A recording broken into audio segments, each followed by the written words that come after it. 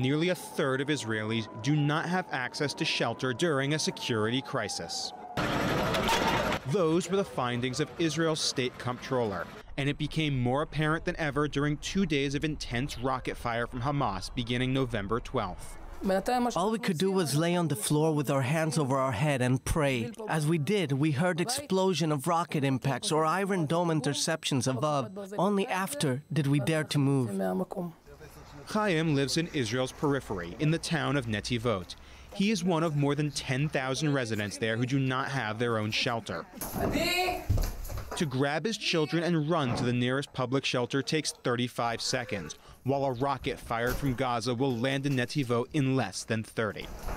And Chaim is the closest person in his community to that public shelter. When we started hearing the rocket sirens, one after another, I was sitting here with my family, and it wasn't enough to run to the shelter. The shelter was locked.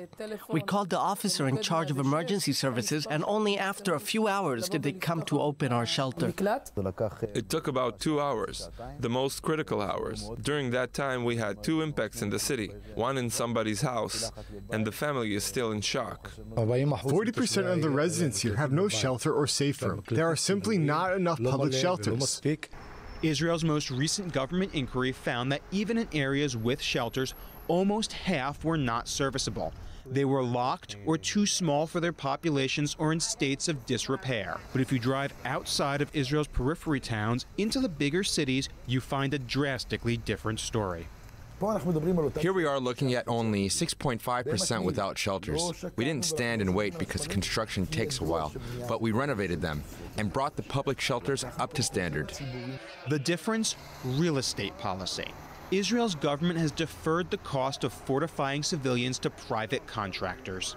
The program is called Tama 38. It allows contractors to rebuild properties, installing mandatory shelters and safe rooms in accordance with laws passed in 1992, and then build and sell additional housing units on a new building to cover the cost.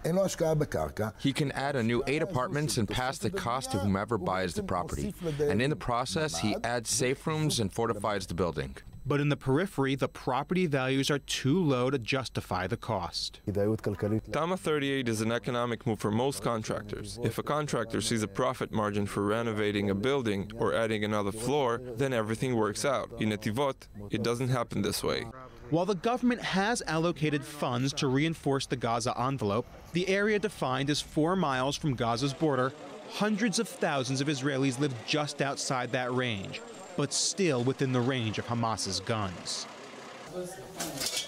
It's a dismal state of affairs in light of the devastating rocket barrage, even more so since the military estimates that tens of thousands of rockets will be fired at civilians during the next major confrontation with Hamas. And in that time, many of them are left completely unprotected. Ariel Levin-Waldman, I-24 News.